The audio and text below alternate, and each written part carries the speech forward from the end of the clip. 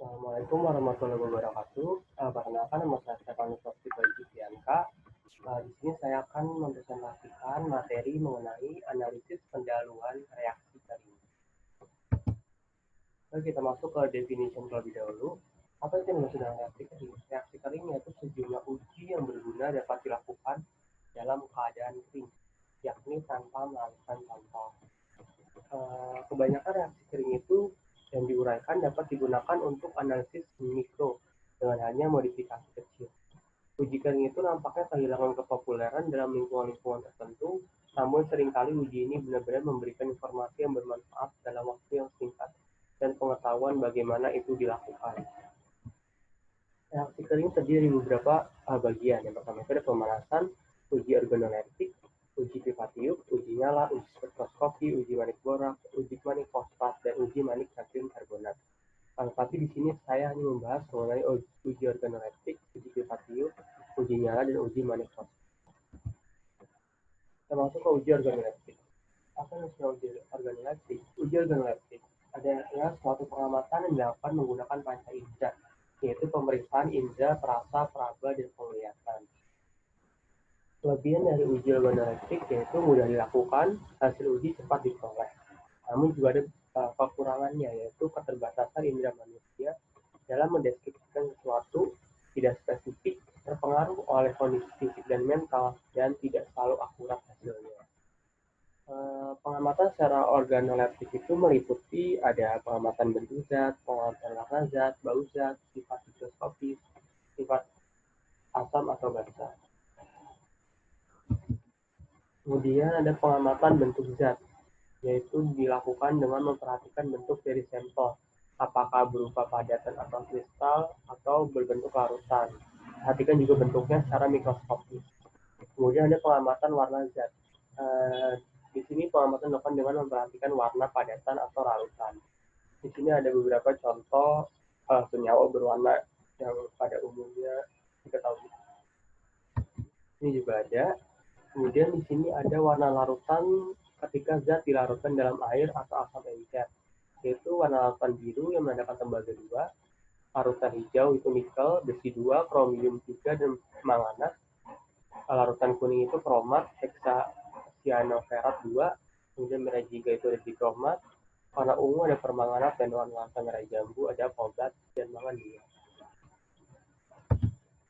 Kemudian pengamatan dengan pengamatan bau zat, yaitu dengan mencium baunya.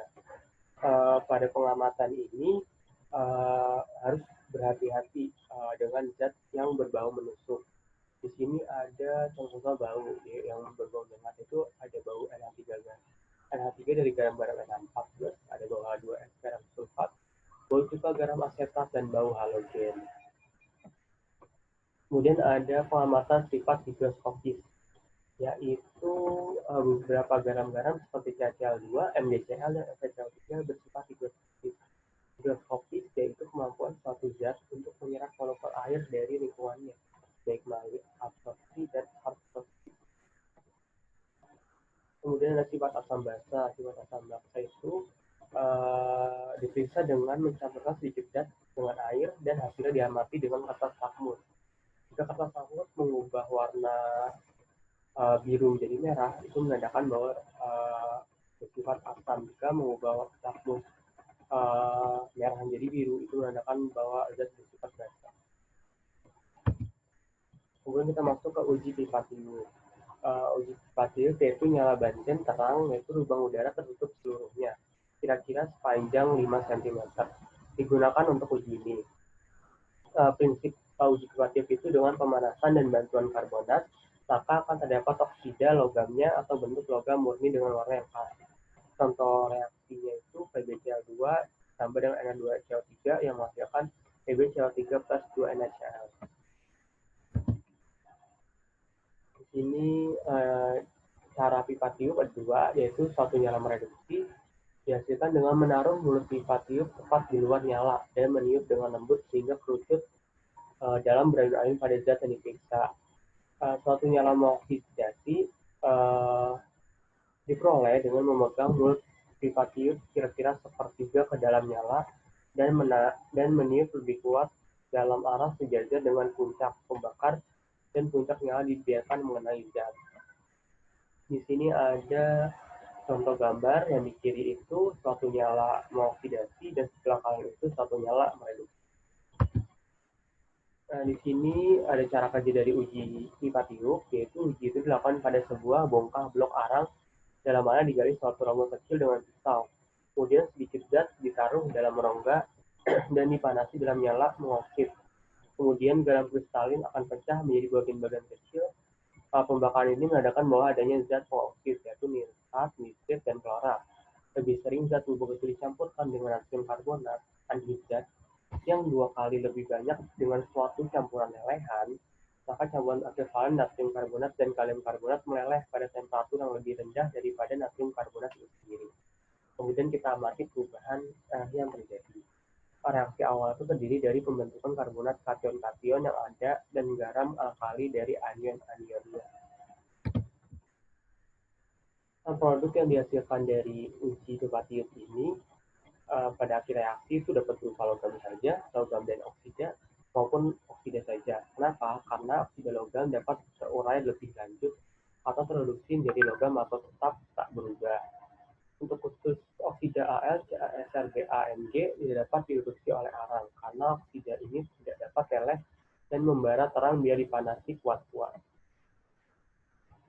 Kemudian di sini jika residu putih atau kerak putih tertinggal pada bongkah arang, kemudian ditetesin dengan setetes larutan kobalt nitrat, kemudian dipanaskan, menghasilkan warna biru terang, yaitu menandakan adanya aluminium. Warna hijau pucat itu menandakan adanya zinc oksida, dan warna merah muda menandakan adanya magnesium oksida. Kemudian kita masuk ke uji nyala. Uji nyala itu cara penyelidikan dengan mengambil kesimpulan dari warna nyala yang dihasilkan karena adanya logam-logam tertentu. Uji nyala digunakan untuk mengidentifikasi keberadaan ion-ion logam dalam jumlah relatif kecil pada sebuah senyawa. Senyawa logam-logam tertentu diuapkan dalam nyala bansen tak terang dan memberikan warna yang karakteristik pada nyala itu. Kemudian di sini ada gambar struktur nyala bansen tak terang. Nyala bansen tak terang terdiri dari 3 bagian. Pertama itu kerucut biru dalam ADP yang terdiri sebagian besar dari gas yang tak terbakar. Kedua itu ujung terang D, ini hanya nampak bila lubang sudah sendiri tertiup, tutup. Yang ketiga itu selubung luar ACBD dalam mana terjadi pembakaran sempurna. Di sini temperatur yang terendah adalah pada dasar nyala A. Itu dimanfaatkan untuk menguji zat-zat alkili untuk menetapkan apakah mereka ikut memberikan warna pada nyala. Kemudian bagian terpanas nyala adalah pada zona pelelehan pada B dan tetap pada kita sepertiga ketinggian nyala yang kita sama jadi selubung luar dan selubung dalam. Ya, ini dimanfaatkan untuk menguji kedapat lelehan zat dan juga untuk melengkapi A. Kemudian ada zona mengoksid bawah, yaitu C, terletak pada batas luar B, dan dapat digunakan untuk mengoksid zat-zat yang terlarut dalam manik borak, natrium karbonat, ataupun garam mikroskopik. Kemudian ada zona mengoksid atas D, yaitu terdiri dari ujung tak terang dari nyala. Di sini terdapat sangat berlebih oksigen dan nyala itu tak sepanas pada C. C ini digunakan untuk semua proses oksidasi dalam mana tak perlukan temperatur tinggi. Kemudian ada zona mereduksi atas, yaitu E, adalah ujung kerucut biru dalam dan kaya akan karbon yang dapat memijat. Daerah ini berguna untuk mereduksi oksida kerak menjadi logam. Kemudian ada zona mereduksi bawah F, yaitu terletak pada pinggir dari lubung di sebelah kerucut biru. Disinilah gas-gas reduksi bercampur dengan oksigen dan udara. Kegunaannya itu untuk mereduksi borak lelehan dan manik-manik yang serupa. Kemudian cara kerja dari uji nyala ini, yaitu pertama itu kawat platina panjang 5 cm, diameter 0,03 sampai 0,05 cm, dicelupkan dalam hasil pekat, kemudian dipanaskan dalam zona pelelehan B, dan ditempelkan zat yang akan diuji dan dipanaskan dalam zona mengoksid bawah C dari nyala bansen. Kemudian diamati warna nyalanya yang terjadi. Di sini ada contoh tabel uji nyala. bisa dapat kita lihat. Mungkin kita masuk ke uji manik. Apa itu uji manik? Uji manik adalah bagian tradisional analisis anorganik kualitatif untuk menguji keberadaan logam tertentu. Yang paling penting setelah borak adalah garam mikroskopos yang merupakan dasar uji manik garam mikroskopik. Tujuan dari tes ini adalah bahwa oksida logam ini menghasilkan warna yang khas jika terkena api benzin. Kemudian uji manik fosfat ini dibuat serupa dengan uji manik borak, hanya digunakan garam mikroskopik yaitu natrium amonium hidrogen fosfat tetrahedra. Di sini manik tembus cahaya tak berwarna mengandung natrium metafosfat. Di sini ada persama reaksinya, yaitu NaNH4HPO4 menghasilkan NaPO3 plus H2O plus NH3.